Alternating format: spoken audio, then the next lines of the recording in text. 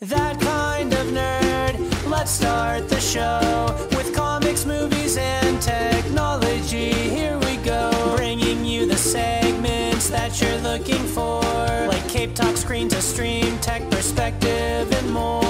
Cast this nerd degree and the blockbuster. Welcome to the club, cause you're that kind of nerd. Welcome, everyone, to That Kind of Nerds podcast, a weekly show that tells you what is going on in the nerdy world. I am CJ Mellon, joined by the one and the only Brian Thornton. I'm so lonely. I am also lonely. Joshua Burns is not going to be joining us this week, so it is just here the dynamic duo. Brian, just in honor of your initials as well as just who you are as a person, you get to be Batman, and I will be your Robin. That's exciting. As my Robin, I dictate that you moderate. Yep. Again, I think Robin does a little bit of the grunt work, and then Batman takes the glory. You know, hits the 1-2s. It depends on what Robin. Sure. I don't know enough to intelligently tell you which Robin I am, but I will be your Robin. I mean, you're definitely not the girl, or either one of the girls, so you're good there. So that brings you squarely, Grayson? Huh? My Dick Grayson? You're either. I mean, so let's play this out. Out of the 7 Robins there are, okay. The 4 males are Dick Grayson, Jason Todd, Tim Drake, and Damian Wayne. Damian Wayne's kind of a dick, so really leaning towards you being him, but he's also like not the same. He's also like really rough around the edges. So I'm gonna knock Dick Grayson off. Right. I'm sorry, not Dick Grayson, Damian Wayne. I'm going to knock Damian Wayne off. Right, okay, good. Dick Grayson is like more fun-loving, likes to, joke around, likes to quip, so he's in the running. Jason Todd is definitely like rough kid from the wrong side of the tracks. I'm knocking him off. Nope. So you're either Dick or Tim. I'm going to go Dick. Yeah? Yeah. That's what I was right. I can see you being in the circus. Okay, good. Oh, yeah, 100%. Totally. Well, you know what? Then I think it's very apropos that we're talking about Batman here because it is now time to talk about the world of comics, to see how it's affecting TV, see how it's affecting movies, but most of all, how is it affecting Brian? Ladies and gentlemen, it is time for Cape Talk. Cape Talk. Well, first off, Brian, I think we have a bit of a correction / update to do some follow up, which is the other week we talked about the Batmobile documentary that was available on that was YouTube. Bullshit. And we said, why is it on DC Universe? And this sounds really cool. Da da da da da. Well, Brian, please enlighten us as to why this is a completely, utterly useless topic and video to watch. I sought out the Batmobile documentary on YouTube because I was like, I love the Batmobile documentary. And I watched it. Just how about, I don't know, like 10, 15 minutes through, I'm like, I swear to God, I've seen this. I'm almost positive I've seen this documentary. It's about an hour-long documentary, so I watched the entire thing. Right. And after I got done with it, and obviously it goes all the way up to the Dark Knight Rises, I was like, I feel like this is a special feature on my Dark Knight Rises Blu-ray.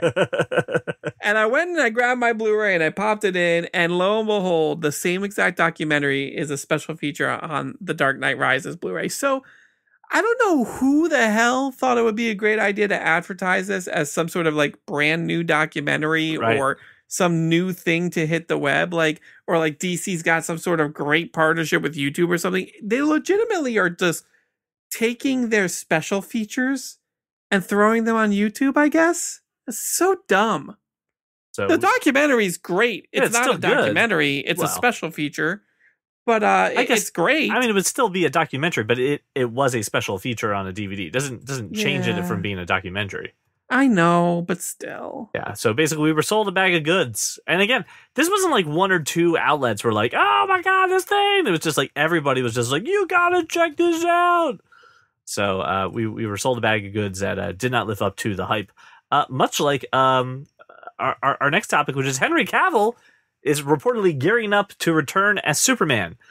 Okay. To which my question is, how? Why? What? We have this Robert Pattinson movie that's coming out. What is the DCU? What does he do? Why don't we just reboot? What's happening? I don't get this. We still don't know if Robert Pattinson is just a prequel. It could very well be just a year one story. So it looks like a year one story. So is this a one-off, or does he turn into Ben Affleck? I mean, I would assume he turns into Ben Affleck eventually. I don't know. I'm not in control of this universe. If I were, things would be going a lot smoother. That's what I'm saying. This is such a, again. And I like Henry Cavill as Superman. I've always liked him. I just think he's been written poorly. Right. It was just like Brendan Routh. I can't say his name. Why? Brandon Routh was an amazing Superman. A great Superman. He just didn't have a great movie. No. And then honestly, in the grand scheme of things, Superman Returns is not a bad movie. It's just samey. It's the same thing as like Superman 1, you know? I was not. I was intrigued by it, but I thought it was a bad movie. I thought it was poorly executed. I thought the writing was bad, and I thought the direction of it was bad. Have you seen Superman 3? Yeah, in the grand scheme of Superman, in the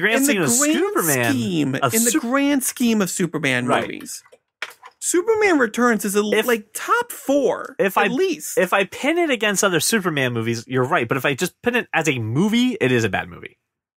Not great, but it is definitely a bad movie. I would still mark it as mediocre. Yeah. It's completely entertaining, totally fun. The performances are decent, and say what you want, was a good Lex Luthor. Right. My point is, it's just the story. That's the story. Yeah, was very much like, was not good. Didn't we just do this? Have we done this before? So I don't know. I like Henry Cavill. I just don't know what if he comes back, great. But what are we doing? We've got these one-off movies, which are pretty good. They're really successful. People seem to like them.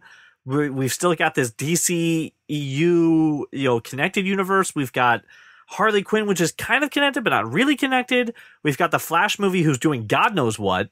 Like, DC is so many directions right now. I don't know what they're doing. So if he comes in, is it what kind of movie does he come back to? I don't know, and I don't care. For all we know, screw it. Let's just scrap the whole thing. Right. Let's just do, quote unquote, a soft reboot. Yeah. We don't need to go through the whole Superman origin story again, but let's just do another Superman story and pretend that Justice League didn't happen. Like, that could very well be what it is. I'm okay of just being just saying we're continuing just like with Aquaman, right? Aquaman was a continuation of Aquaman's story, but also didn't really address or connect the other previous movies. I'm okay with that. Just like I think Wonder Woman's going to be doing some of that. I think they're going to tie in some of the Justice League stuff, but I don't know.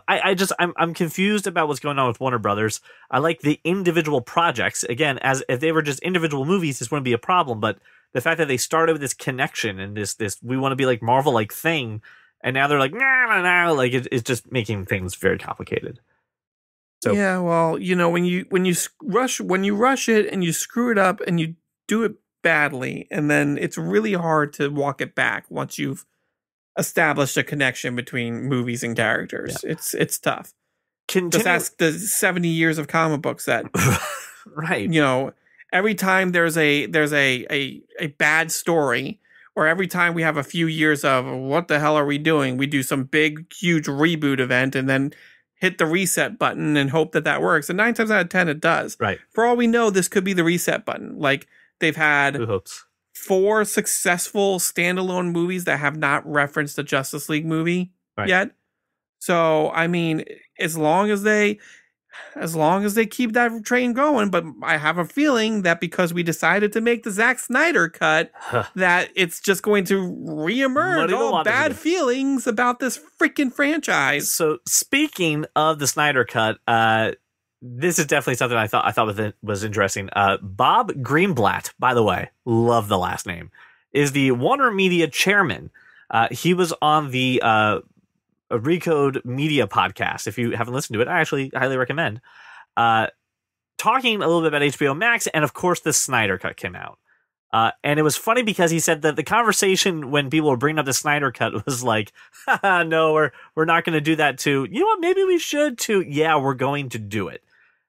And they were kind of asking, so like, what do you do? How do you get this out? Because it's not finished and all that. And they said, well, they were putting a lot of money into it. They're putting $50 to $60 million into finishing this movie. So that's what he said. He goes, I wish it would just be $30 million, but I'll just stop there. And just saying, I won't say any more, but it's definitely more than $30 million to finish this movie. And this movie, I think, was only made $110 million in the box office, right? And profit? Yes, like box office profit. So, but again, the marketing isn't even counted into that. So it made its money back, but not by much. And I'm just thinking, even with HBO Max being new, like 30 million plus into this movie, you're spending that Joker money you just made. Like I don't get it. And it's just to finish the VFX. Yeah.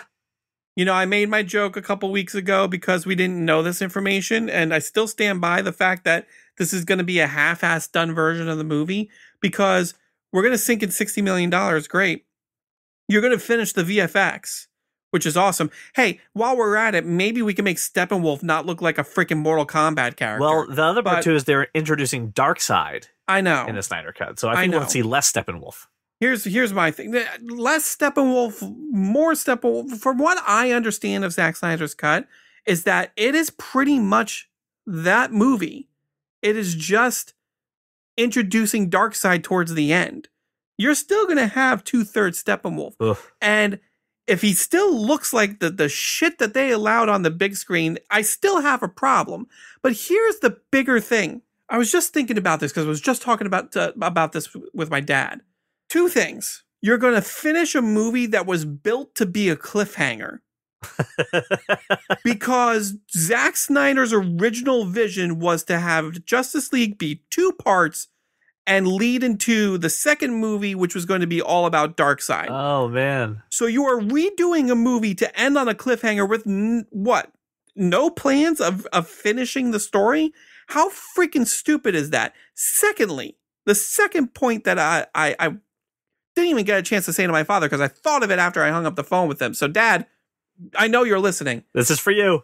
For those people who think Joss Whedon has some sort of like huge amount of influence on this movie are forgetting the fact that Joss Whedon did not get a director's credit on this movie. Right. In order for him to get a director's credit, he had to have filmed a certain amount of the movie. Correct. That's a union rule. If he didn't get a director's credit, that means at least 65% of this movie is the way Zack Snyder filmed it, envisioned it, and did it. Yeah. So you're going to get the same movie, just a different third act. And you may get some extra special effects, like tidbits throughout the first 2 acts. So what is the point? I don't understand why people want this version of this movie so bad. It's not going to fill in anything because it's going to end on a cliffhanger. It's not going to be like the director's cut of Batman v Superman, because the director's cut of Batman v Superman, regardless of, you know, how you feel about the movie, it did fill in some blanks and it made the story make more sense. This is not going to do that because it's going to end us on a cliffhanger and lead up to a payoff that's never going to be paid off. And it's going to be the same movie with the exception of the last, 40 minutes? That's not going to do anything. I mean, the movie's still going to be crap. Yeah. I don't get it. Yep. And this is what we're banking HBO Max to like, what? Are we supposed to be investing $60 million into an app that like, and hopefully drive more traffic to this app? Is that the goal? I think so. I think it's to get people excited about HBO Max, and I think it's there to I don't know, I guess get the fans off their back, but I don't think that's what they're gonna get. Like that, this is not gonna. I don't think this brings to, as we talked about last week. I don't think anything. This brings it together. But anyway, we actually have some money now. And again, this isn't like someone that we overheard on a cafe on the street corner. Blah blah blah. This is the chairman of Warner Media. Like, you're going to cafes and street corners? That's not a good idea. No, definitely not. You got to keep your 6 distance, but someone will eventually, tell you what's going on. But social distancing, friend. So, anyway, that's what we've got going on in the world of comics. So just shit that makes me angry. Oh, well, yeah. I mean, how much of this show is stuff that makes you happy? Has that ever been a... Well, most of it, but like... Okay. So, why Warner Brothers? Well, now it's time to turn our attention to the world of TV and movies in a segment that we call Screen to Stream. this is actually pretty interesting. I've been noticing a couple apps that are doing this. Hulu is now launching a watch party feature that will be available on their website. So this way, if you want to watch a show with a loved one, you guys can pause, play, chat, all while you're watching it. Unfortunately, though, it is not available for the TV apps on Hulu or Apple TV or Amazon Fire. But to be honest, I don't know how you would even do that on like a TV. So no big deal. But just a way for you to connect to your family. It's also available on Plex as well. So if you know anyone who has a Plex setup, you guys can watch things together. So I'm just curious, though, is it ever compelling to have this feature on a website and not the smart TV app? Like is this something people actually use? Do people watch Hulu on? A lot of people watch Hulu and Netflix on their computer. Really? Yeah. I think the number is more than you think it is. Just because a lot of these devices are still pretty expensive. Like a Roku's like a nickel. Like you can buy a Roku. Yeah, a Roku's a nickel, but it's not good. Like anything that's like a decent thing. I mean, the only thing that I could say is pretty decent and still really affordable is like a Chromecast. Right. Is like $30. But other than that, like it's not exactly affordable to buy some of these smart TVs. It's not exactly affordable to buy. It's definitely not affordable to buy like the Apple stuff. That is crazy expensive and very overpriced. But I mean, think about it this way. I think yours and my generation were probably like, or one of the few generations that like really put a lot of stock in big screen TVs and stuff like that. I think people younger than us, just due to finances, right, don't have TVs. The thing I'm thinking of is this something that you do from friend to friend? Is this something you're doing with your family? Like, I cannot imagine trying to get my mom and dad and my brothers and I to all watch, I don't know, a movie on Hulu that we all watched as kids or something, right? Or I can even see us on a Disney Plus, even this being a thing. I can't imagine getting a group of people set up to watch something like this together. Here's the thing. For like you and your family and your extended family and stuff like that, you all put it on the TV. You can all FaceTime each other if you want. Right, yeah. You know, like while you're watching it. Like, with the exception of my little brother, who's the one Android in the entire family. Yeah. I mean, the only thing you can't do is like pause and play and stuff like that, like as a group. But I mean, I think stuff like this is geared towards, you know, the college kids who don't really have TVs, or if they have a TV, it's like this tiny, like 32-inch thing that they maybe hook up a PlayStation 2 or something. And like, you know, younger single people who maybe like wouldn't mind sitting, you know, on a laptop watching something in their bedroom or something like that, you know? Like, right. I don't think it's an everyday thing. I think, you know, TVs are obviously better for clear reasons, but we even covered an extension for like Google Chrome to do this with Netflix a couple of weeks ago. Because like with the new season of Queer Eye and stuff like that, I could see that being a bigger thing to bring them together. But I've never been invited to. I've never seen a watch party work. I know we even teased it as to if our listeners would like to watch a movie or something with us, we can do this. And no one's ever been like, no one wants to watch a movie with you. Well, I think we would be a great Mystery Science Theater 3000. They've heard what the movie going experience with you is like, because I complained about it. You and I went to the movies together to see bad movies on purpose for the purpose of the show. Yes, I'm going to talk. You still won't shut up. I'm going to talk during the Meg all the time. You talk during the Meg, you talk during Skyscraper, you talk during Pitch Perfect 2. All bad movies. You haven't named a good movie. Name one good movie I've talked through. You enjoyed the Meg. The Meg was still a bad movie. I enjoyed it as a bad movie, but that is a movie that you can talk through. It's the Meg. The Skyscraper, The Rock had a fake leg for basically no reason. Like, if it is the first time I am watching a movie, I am not talking through it. Unless I'm in the comfort of my own home, like I'll talk, because then if I miss something, I can rewind it. All right. Like I watched Nightmare on Elm Street for the first time last night. Oh, you're really getting into this horror stuff. All right. Yeah. I'm dipping the big toes into different horror genres. I know that intimates I have more than two big toes, but you know, I mean, whatever. We'll see. now that we're done talking about, watching the TV shows and stuff like that together, I am curious about one aspect of this. I had made a suggestion, Brian, that you watch a YouTube channel called Film Theory, which, by the way, is fantastic, and it went into how movie theaters may not survive the current. You didn't introduce me to this channel. I watched it, but I requested you watch the video. I requested you watch a specific video. Yes, and this week AMC even put out a notice that they don't think they're going to survive this pandemic either. So it's changing. It's so sad. Super sad. Again, I bought that annual bucket. I should cancel. Should I cancel my? They already AMC paused your A-list? A-list. You're good. You're currently not paying for A-list, so you're fine. Here's the thing. Something that I noticed with a lot of these, Scoob and other movies that are going straight to VOD. The big question right now in the other big release that's coming out is, will Disney take Mulan and do a VOD instead of doing a theatrical release? And my bigger question then is, and this is kind of brought up in the Film Theory YouTube channel I had you check out, if they do that, why would we even do any more kids movies in theaters? Watching a kids movie or taking your kids to go see a movie is sometimes the worst experience. It's very expensive, and it's not as convenient as it was to watch some of these movies at home.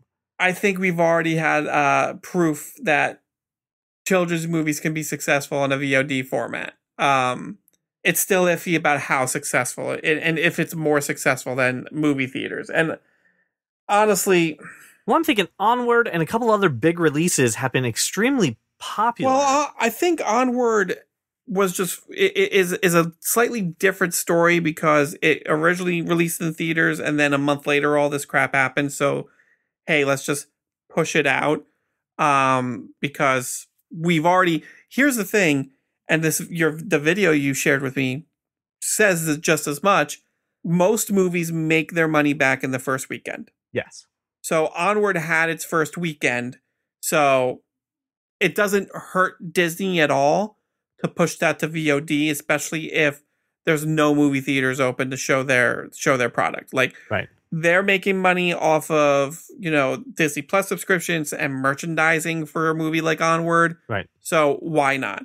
Other movies have come out since, have done well, but we don't exactly know how well in conjunction to how well that movie would have done if we released it in theaters. Right. It's still a very iffy thing. And the fact of the matter is this, Scoob is not going to be that litmus test. No. Because people who enjoy Scooby-Doo are... They're very loud, but they're a very small minority. They're small. They're loud, but they're franchise. Small. Yeah. They're Scrappy-Doo sized fans. So, I mean... I think that's why Disney has been holding off, for example, on Mulan, because I think they want to release it in theaters. Right. I really think that there needs to be something that we know, hey, this is going to make a crap ton of money regardless. Yeah. Drop it on VOD to know if this is a viable format. Well, I'm thinking something like Mulan, it could be that. I'm thinking this too. In my experience, taking my kids to the movies is an expensive endeavor, right? So from the theater standpoint, so not the studios, but the theater standpoint, they get their money back, right? I have to buy 4 tickets to go see it, right? I have to buy 3 concessions, right? Everyone gets a drink, everyone gets a popcorn, someone gets a candy, right? Well, if you're doing this opening weekend, the theater sees literally $0 for the tickets. Right. I usually don't. But gets all the money for the concessions. Right. You get all the money for concessions. But if you take away all kids' movies, which right now really is owned by 1 or 2 whole studios, right? And if they just say, hey, we had such big success with VOD, from the parents' perspective, it's great. If a kid's flipping out, we pause. If someone has to go to the bathroom, we pause. If I need to make a snack, it costs 5 cents to go make the bag of popcorn. It's already sitting in my goddamn cabinet. I imagine it's a big revenue. Buying these big events like Avengers and DC stuff, I imagine that kids' movies is something that can be a pretty substantial revenue stream. And if those just disappear and stop going to theaters, I'm imagining that's going to hurt the movie theater industry in a big way. The movie theater industry? The movie theater studios will be fine. I don't get it. The studios are going to be fine regardless. They'll keep making their content. But the movie theaters is the thing I'm worried about.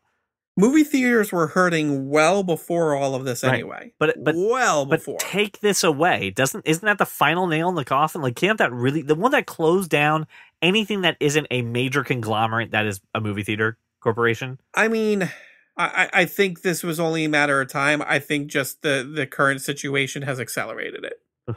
So, I mean, this particular scenario probably was another 2, 3, 5 years down the line, but 4 months of absolutely no revenue for this type of business, and studios seeing, hey, we can drop these things VOD and probably make the same amount of money, maybe depending on the situation, sometimes more. Yeah. It's just completely threw gasoline on the fire. I don't think. Which is sad because I love movie theaters. Yes. I, in my own personal feeling, and I have no logic to back this up, so no facts and figures. I don't think that movie studios would look at big, tentpole children's movies and say, clearly this will do better on VOD, right? They would have just been like, God, this thing's going to be buried and no one's going to watch it. And I think because of this, of everything going on in the world, I think that's when like, oh my God. So I don't think this was 5 or 6 years down the road. This would have been way further down for the kids' movies, right? They're going to keep things like Black Widow. Black Widow is hitting the movie theater. It's the Tenet by Chris Nolan. That's hitting a movie theater. Like anything by Michael Bay, that's hitting a movie theater. Like there's still going to be reasons to go to the movie theater. But a big part of, I think, the chains and the small, mom and pop movie theaters was kids' movies. I think that was a big portion of their business. Just like we talked about, it's a concession gold mine. They may not make money on the ticket, but the concessions that they're getting, you have to spend more when you take kids to the movies. You just have to. So I'm imagining that if Mulan gets pulled off, there will be less and less quote unquote family and kids movies coming to theaters. And I think that really hurts that movie going experience. I think that's going to really have a huge impact down the theater road. Industry is screwed. Look at it from the studios end They're of fine. Things, though. Oh, they're great. Not only are they fine, they're probably going to make just as much, if not more. Because the way I think about it is this. Yeah, no. I'm about to get there. Yeah.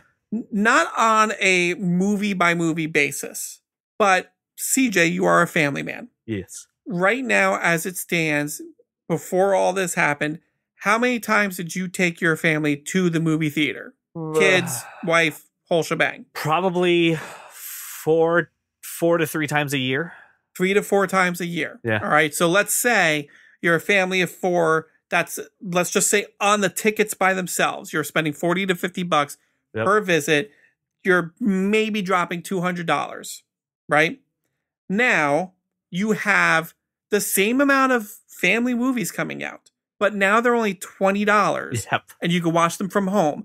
How often are you going to drop that $20 to watch a movie with your family? So much more. I mean, I've already done it. I've already done it twice. So now you can do it about up to 8 times and spend the same amount of money in a year. But that's not going to be what you do. You will probably do it more often. Yeah. You'll probably happily spend $300-$400 a year on $20 rentals and get 15 movies out of the experience for your family. You're giving the studio more money in that scenario. Yeah. I would be, and I guess maybe this is the only way that you can save the movie theater chains is like, because AMC is trying to do this, which is their streaming service, right? AMC desperately wants you to rent movies and stream movies from their little catalog. If they can do something compelling for, hey, here's a family pass, you get X amount of movies per year, right? Quote unquote on us as part of your subscription. I could feel better about at least giving AMC that money. So that way, when I want to go see Avengers, when I want to go see Marvel, when I want to go see a big tentpole movie, a summer blockbuster that's coming out, I know that my AMC will be there to go watch that instead of saying, oh, now I have to drive 40 minutes to a Regal or something to do it. I'm not putting down Regal. I'm just saying I like my movie theater. I have a relationship with that movie theater. Everyone does usually. Let me rephrase that. Us nerds have a relationship with our theaters. So I would rather that be alive. So there's a lot of interesting things that could happen with this right now, but if no one adapts, this is going to go sideways really quick, and it's going to be a very interesting thing to see how we survive and how we do this. So with that being said, it is now time for my favorite topic in the world. Where I go around the internet. I find the weird. I find the obscure. I'm going to ask this Yahoo here for his tech perspective.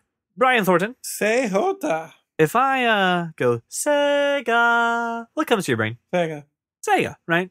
And when was the last time Because you just said it. Yeah. When was the last time Sega did anything interesting? The Sonic the Hedgehog movie? Right, the movie, right? But as a gaming company, when was the last time they did something cool or interesting? Or Sonic Generations was pretty good. I don't know how many years ago that was, though. Right, but we really, I mean, like, you had to dig for that one. So Sega was making an announcement for their 60th anniversary that they were going to do something that was going to revolutionize and shake up the gaming world, right? Okay. And they came out, they made their announcement, they made two. And one of them was, everyone was kind of hoping maybe they would be maybe a new console, right? No, that's never going to happen. Or maybe they were merging with Nintendo, or maybe Xbox, or maybe Microsoft bought them. That's more likely. Right, but instead, Brian, I'm sharing in our show notes that they did indeed, in fact, announce a console. But what they announced was very underwhelming. They announced the Sega Game Gear console Mini. Now, when I say Mini, Brian. Sweet.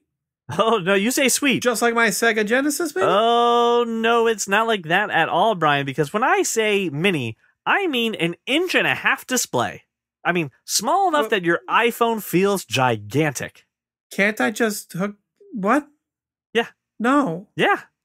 No. Yeah. What? Yep. No. It is a miniature version of the 1990s handheld The Game Gear console. I'm all for that. Let me hook it up to my TV. No. It's 80 millimeters by 40 millimeters and it features a 1.15 inch display, which again, I mean, there are iPhone screens that are bigger than that. The original iPhone was bigger than this. I have business cards that are bigger than this. This thing is tiny. But what? I like the idea. Just give me the mini console like you did with the Genesis and let me hook it up to my TV. Yeah, or just give me the same size but pack it with games or something, right? Basically, take the mini and take the retro console strategy that we've been doing for years. Why? I can't even see that shit. No. It's smaller than the palm of my hand. Yeah, it's ridiculously tiny. How much is this thing? So it's 4,980 yen, which is roughly around $50 to $60 in the US. No. Yeah. It comes in a variety of colors, including black, blue, yellow, and red. That is ridiculous. Oh, but here's the other part too, Brian. The colors that you buy can also dictate the games that you can get. So the black version, for example, features Sonic the Hedgehog and Outrun. But if you want to play something like Shining Force, you'll need to buy the yellow one. So I'd have to spend $300 to get every Game Gear game that I might want to get? Pretty much, in order to play, and there's only 16 games available for this, right? 16, that's it. And in order to do that, you have to buy all 4 Game Gear Micros. That's what they're called. Sorry, Game Gear Micro. This is the stupidest thing. Right? This is terrible. What? Hey, Sega, no wonder you freaking flopped so goddamn hard.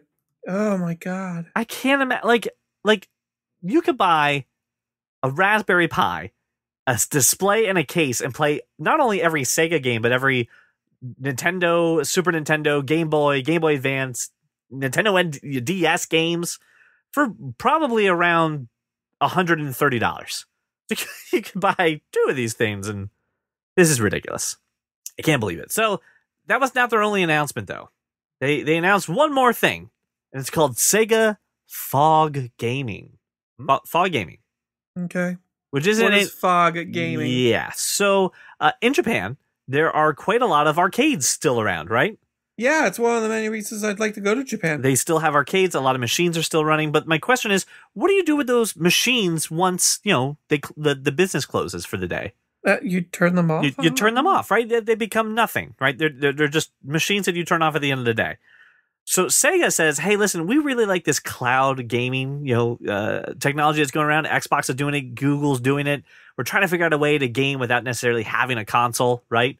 But where do you put all this computing power? Well, Sega wants to take all the Japanese arcades that don't, do anything during the night and turn them into a low-cost data center and make them run gaming on them. Only overnight.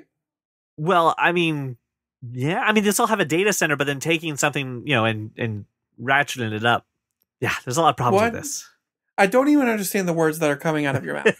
So Google Stadia, correct? Are you familiar with Google Stadia? Oh, you mean that thing that's going to flop real hard? That's going to flop real hard. So the premise is Google obviously has servers all over the world. And instead of having to buy an actual gaming console, you just download the Stadia app, grab a controller, and you play off the Google servers. And as long as you have good internet connection, you don't need a console at your house, which is nice in the sense of there's not something to own. You can just kind of do this. It'll run on almost any device. You just need a TV, essentially, which is cool. But that's not going to do, like, people, A, don't like that because they want to own their games. And B, if you don't have good internet connection, that means you can't play a game. And now SEGA, the company who just brought you the Game Gear Micro, the size of a business card, would now like to help make this dream a reality. What are they doing? You ask me that like I have any idea. I have no idea. So I just don't get it. I don't know what Sega's doing. I don't know if there's a long-term plan for this. This makes no sense. This makes as much sense as the Game Gear Micro. The long-term plan is to shrivel and die and make a Sonic the Hedgehog 2 movie. If you had to choose a company for Sega to go to, right? Because they're clearly just flopping around like a Magikarp out of water. And I say Magikarp because they're basically useless until they become something else. Where do they go? Does Sega go to Sony? Do they go to Microsoft? Do they go to Nintendo? Where they should go to the highest bidder? But I'm saying if that was available, who would you like them to go to? If you had the purse strings, and I'd rather it go to Nintendo than anybody else. Yeah. Yeah, I mean, Nintendo has experience with platformers since the 80s. So, I mean, they can do it right. At least I know Nintendo can make a decent platformer last for many, many years to come. Yeah, and even if they make a smaller, like I have a Switch Lite, it's actually a size that you can actually play on. I just don't get what's going on with Sega. Sega, I'm worried about you, okay? I know I'm your ex. I know we're not together anymore, but like I just want to say I'm seeing your posts and I'm kind of worried. So if you need me, just call me, okay? You're better than this. You deserve someone to make you happy, and it should be Nintendo. So get your butt over there. Well, listener, thank you so much for making us whatever it is that we are right now within your life. I'm curious on a couple pieces. Number one, again, how you feeling about the Snyder Cut now that we know its price tag, and if I just go to HBO Max. Option number two, do you guys want to watch a movie with us? Like, is that even something that people want to do? I'm very curious. Are you still going to try and pedal that? I'm still going to try to pedal it like a Peloton. I'm going to try to make it happen. It's not going to happen. Fetch is never going to happen. Damn it, you took the words right out of my mouth. Well, listener, I have a favor to ask of you, please. Would you kindly go ahead and rate us on iTunes? Give us 5 stars. It greatly helps the show, helps people discover this podcast. Also, share it with a friend because sharing is the ultimate internet currency, and we thank you for your donation. With that, thank you so much for making us your walk around our neighborhood or your whatever we are, and we'll talk to you next week. Well, welcome to the club, 'cause you are that kind of nerd.